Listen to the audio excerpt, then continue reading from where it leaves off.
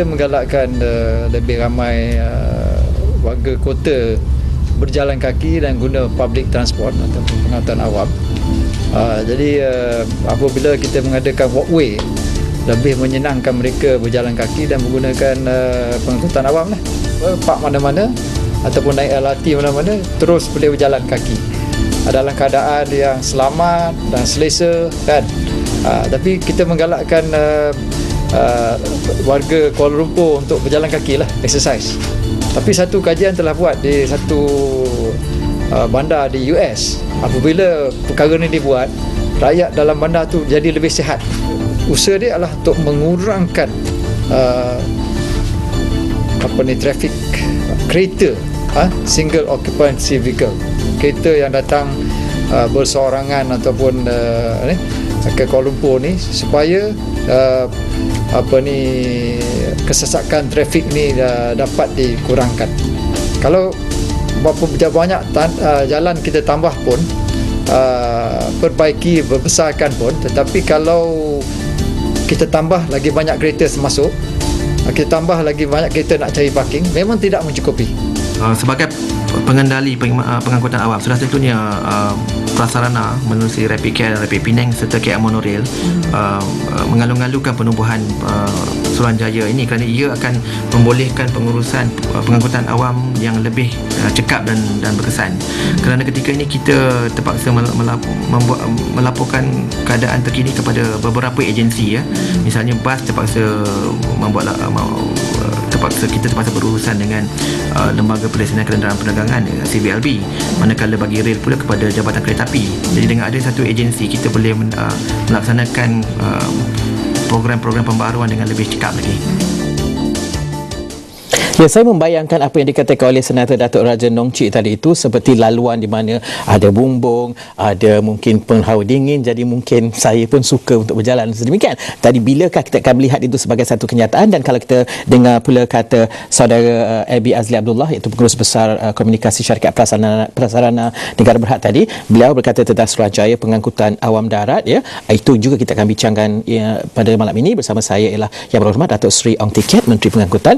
Datuk, saya nak mula dengan mungkin apa yang dikatakan oleh Senator Datuk Raja Nong Chee tadi, mungkin ini adalah salah satu yang harus dibuat untuk sampai kepada apa yang kita katakan pengguna pengangkutan awam tu 25% target yang kita nak tahun 2012. Jadi mungkin apa yang paling penting, cabaran yang paling besar yang harus kita buat dulu untuk sampai ke target modal share 25% tu?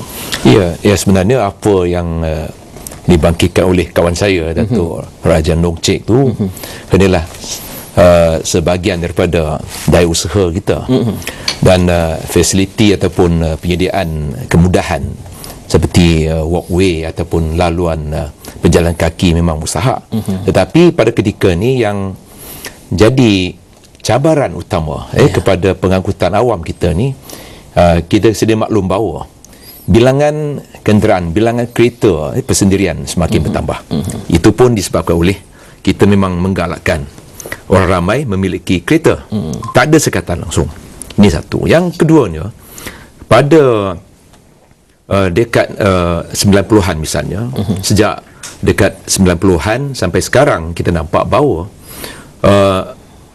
public transport ataupun pengangkutan awam ni jarang-jarang dapat menarik orang ramai. Itu pun saya nampak salah satu faktor utama, tak lain daripada ni penyelenggaraan di tahap yang rendah.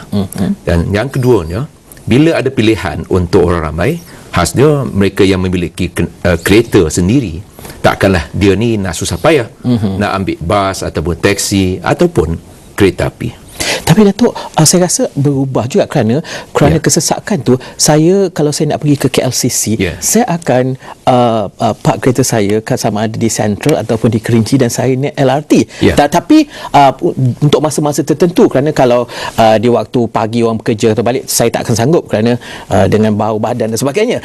Jadi kalau kita nak menggalakkan orang yang biasa, kerana saya gemar naik tapi taklah selalu, kadang kalau malas nak bawa kereta tu. Jadi apakah cara untuk menentukan orang tu berubah cara hidup dia behavioral Perubahan, change. sikap. Bagaimana? Kerana mereka suka naik tu, cuma apa yang perlu ditekan kelebihnya? Daya tarikan. Daya tarikan tu bukan tak ada. Yang penting tu kita kena kenal pastikan apa yang masih kurang, masih lagi kekurangan dalam sistem kita. Yang saya nampak, yang pertamanya reliability ataupun kebergantungan, sama ada dia servis dia tu ikut jadual atau tidak. Yang pertama. Yang keduanya, tahap keselesaan. Tahap keselesaan itu akan menentukan tahap kepuasan ni pelanggan, khasnya orang ramai.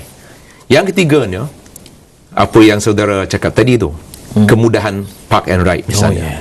Kalau itu pun tak ada, kalaulah katakanlah ada setengah tempat letak kereta, dia kenakan charge yuran, kutipan yuran yang terlalu tinggi, sehingga orang ramai pun ingat, kalaulah saya nak simpan kereta di car park dan lepas itu ambil LRT misalnya, itu lebih membebankan.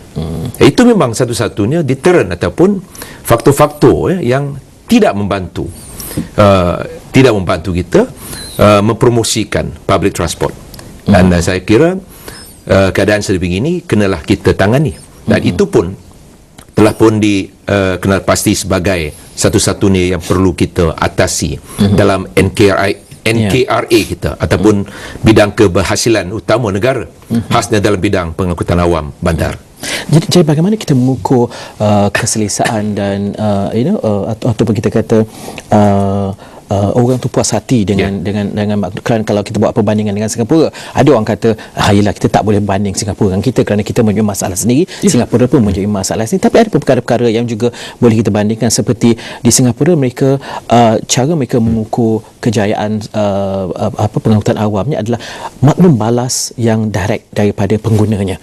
Jadi kalau di Malaysia ni, bagaimana harus kita mendapat kekerapannya untuk mendapat informasi ataupun maklum balas daripada pengguna perkhidmatan awam itu, supaya dapat kita tahu di manakah the weakest link contohnya.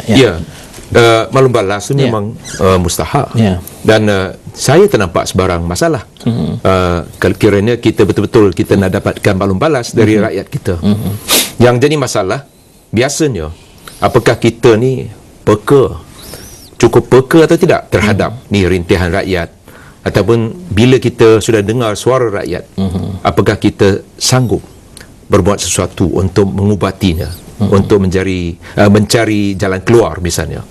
Dan saya kira ni dengan mewujudkan ataupun membentuk ni NKRA ni, ini konsep ni memang merupakan satu-satunya yang serba baru saya rasa. Dan ini pun satu-satunya wadah yang membolehkan kita mendapatkan feedback, maklum balas, dan juga mengenal pasti kekurangan kita, kekangan kita. Tadi Datuk ada bercakap tentang kita juga kita menggalakkan orang menggunakan perkhidmatan awam, tapi pada masa yang sama kita juga menggalakkan orang untuk memiliki kereta. Jadi mungkin perbahasannya sekarang ialah akan tiba masanya di waktu-waktu tertentu kita tak mahu banyak kereta memasuki kawasan bandaraya contohnya, dan ada juga pihak yang berkata mungkin dikenakan tax atau levy dan sebagainya untuk kereta yang masuk tu, kena ada charge tertentu, tapi ada yang mengatakan charge tertentu cuma boleh dikenakan sekiranya ada alternatif lain di mana mereka boleh menggunakan perkhidmatan awam yang keselesaannya mungkin ada sama juga dengan memandu kereta sendiri. Jadi bagaimanakah harus kita melihat perkara ini dan memberikan alternatif ataupun pendekatan yang adil kepada pengguna, supaya kalau tidak masuk dengan kereta mereka dapat kemudahan awam yang selesa, tetapi kalau nak masuk pun charge-nya agak berpatutan tetapi mengurangkan juga masuk kita. Jadi bagaimana harus kita pendekatan yang seelok-eloknya? Apa yang saudara maksudkan tu adalah ni levy. Yes, levy.